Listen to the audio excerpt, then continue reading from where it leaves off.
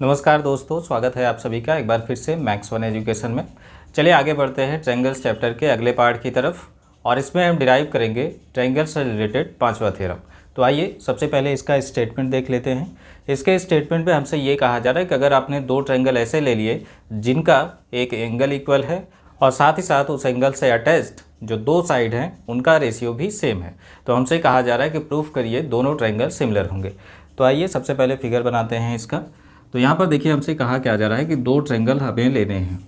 एक ट्रायंगल मान लीजिए आपने ले लिया ABC और एक दूसरा ट्रायंगल आपने यहीं बगल में ले लिया, इसका हमने नाम रख दिया DEF।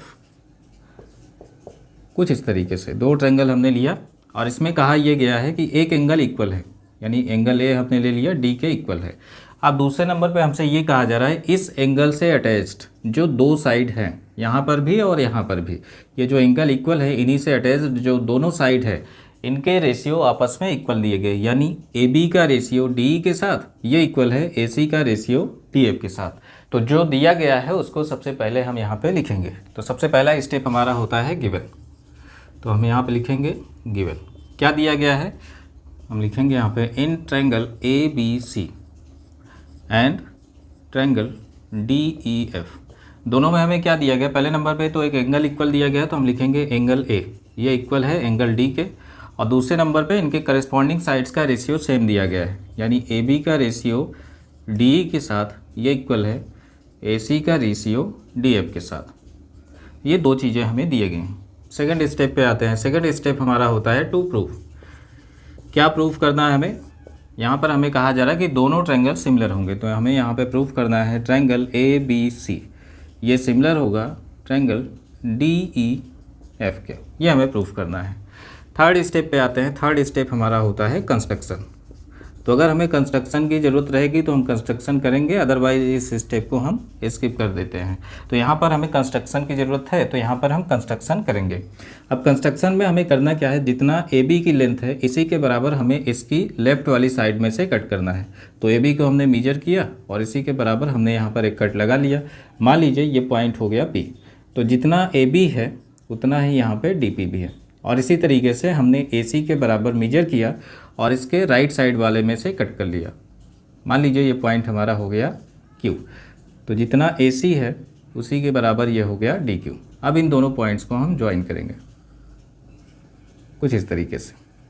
चलिए अब जो काम हमने किया उसको यहाँ पे लिख भी लेते हैं। तो हमने क्या किया, कट किया DP को AB के बराबर और नेक्स्ट DQ को AC के बराबर, फिर हमने P और Q दोनों को ज्वाइन कर दिया। तो हमने ज्वाइन किया जॉइंट PQ। इतना काम हमने किया, इसको यहाँ पर हमने लिख दिया। चलिए अब चौथे स्टेप पे आते हैं। चौथा स्टेप हमारा होता है प्रूफ। क्या प्रूफ करना है वहाँ पर हम आगे बढ़ेंगे। अब देखिए हम स्टार्ट कहाँ से करेंगे, जो रेशियो हमें दिया गया था तो इसी से कंटिन्यू करते हैं। तो हमें दिया गया था AB/D, ये इक्वल था AC/DF के। अब हम AB और AC को रिप्लेस करना चाहते हैं किससे, DP और DQ से। तो जहाँ पे AB है उसकी जगह हम रख देंगे DP। तो हम इसको ऐसा भी लिख सकते हैं, AB की जगह ये हो गया DP और अपान D की जगह जैसा है इसको हम एज इट इज़ लिखेंगे। इधर आ जाइए AC को अब रिप्लेस करेंगे DQ से, तो AC की जगह हमने रख दिया DQ और DF जैसा था इसको एज इट इज़ लिख देंगे। अब यहाँ पर आ जाइए, आपने यहाँ पर देखा DP का रेशियो DE के साथ, यहाँ पर देख सकते हैं DP का रेशियो DE के साथ और ये हो गया DQ का रेशियो DF के साथ। ये तो हमारा थेल्स थ्योरम को फॉलो कर रहा है। तो थेल्स थ्योरम में क्या था कि अगर इनका रेशियो आपस में इक्वल है तो जो नीचे वाले साइड्स हैं ये दोनों पैरेलल होंगे। तो इसका मतलब हम यहाँ से कह सकते हैं कि EF और PQ दोनों पैरेलल होंगे।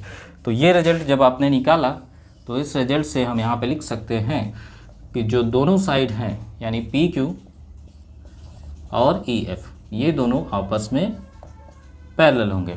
अब ये दोनों आपस में पैरेलल हो गए तो पैरेलल लाइंस में होता क्या है, इनके करस्पॉन्डिंग एंगल्स आपस में इक्वल होते हैं। तो इसका मतलब यहाँ पर जितना एंगल E है उतना ही एंगल P भी होगा और जितना एंगल F है उतना ही एंगल Q भी होगा। क्यों होगा, क्योंकि ये दोनों करस्पॉन्डिंग एंगल्स है। तो यहाँ से हम लिख सकते हैं देयरफॉर एंगल P ये हो जाएगा एंगल E के इक्वल, और साथ ही साथ एंगल Q ये हो जाएगा एंगल F के इक्वल। कुछ इस तरीके से इसको आप चाहे तो मान सकते हैं इक्वेशन नंबर फर्स्ट। चलिए, इतना काम हमने कर लिया। अब नेक्स्ट स्टेप में आते हैं। तो यहीं बगल में हमारे पास जगह है, यहीं पर इसको सॉल्व करते हैं। अब हम यहाँ पे दो ट्रायंगल लेंगे, एक ये वाला ट्रायंगल और एक ये वाला ट्रायंगल। इन दोनों ट्रायंगल की बात करेंगे। तो इन दोनों ट्रायंगल में देखिए, जितना AB है उतना ही DP भी हमने कट किया था, जितना AC है उतना ही हमने DQ को कट किया था, और इसमें एंगल A और एंगल D ये पहले से ही दिया गया था, दोनों आपस में इक्वल हैं। तो आप यहाँ पे देखिए साइड एंगल साइड, और यहाँ पर भी साइड एंगल साइड। तो यहाँ पर अगर हम साइड एंगल साइड कॉन्ग्रुएंसी लगा दें तो ये दोनों ट्रायंगल आपस में कॉन्ग्रुएंट हो जाएंगे। तो हम यहाँ पे लिख सकते हैं because triangle ABC this is congruent to triangle DPQ। क्यों कॉन्ग्रुएंट है इसका रीजन भी हम लिखेंगे। तो by side angle side congruency से हम कह सकते हैं कि ये दोनों कॉन्ग्रुएंट हैं। अब कॉन्ग्रुएंट ट्रायंगल में होता क्या है, इनके करस्पॉन्डिंग एंगल्स आपस में इक्वल होते हैं। तो हम यहाँ पे लिखेंगे देयरफॉर जितना एंगल A है उतना ही एंगल D भी होगा। Angle A this is equal to angle D। खैर ये चीज़ तो पहले से ही दी गई थी। नेक्स्ट, जितना एंगल B है उतना ही P भी होगा। तो हम यहाँ पे लिखेंगे angle B this is equal to angle P, और थर्ड नंबर पे एंगल C होगा एंगल Q के इक्वल। तो हम यहाँ पे लिखेंगे angle C this will be equal to angle Q। अब आ जाइए, इसको जैसा है इसको एज इट इज लिख दीजिए, angle A is equal to angle D। Next, angle B this is equal to angle P। अब P को हम रिप्लेस करना चाहते हैं, तो P की जगह यहाँ पे देखिए कितना है E। तो जितना एंगल P है वो एंगल E के बराबर है। तो एंगल P की जगह हम लिख सकते हैं एंगल E, और यहाँ पे आ जाइए angle C this is equal to angle Q। अब Q की जगह हम क्या लिख सकते हैं, एंगल F। तो यहाँ पर हम लिख देंगे this is equal to angle F। कहाँ से हमने लिखा, इक्वेशन फर्स्ट से। आप चाहे तो ब्रैकेट में लिख सकते हैं बाय इक्वेशन फर्स्ट। अब यहाँ पर देखिए दो ट्रायंगल ऐसे हैं, कौन कौन से ट्रायंगल, ABC ये वाला ट्रायंगल, और यहाँ पे बड़ा वाला ट्रायंगल DEF जिसको हमने स्टार्टिंग में लिया था। इन दोनों में देखिए हो क्या रहा है, ये वाला एंगल इस वाले एंगल के इक्वल आ गया, ये वाला एंगल इस वाले एंगल के इक्वल आ गया, और ये वाला एंगल इस वाले एंगल के इक्वल आ गया। तो अगर दो ट्रायंगल ऐसे हों जिनके करस्पॉन्डिंग एंगल आपस में इक्वल हों तो दोनों ट्रायंगल आपस में सिमिलर होते हैं। तो यहाँ पर हमने करस्पॉन्डिंग एंगल्स को इक्वल दिखा दिया।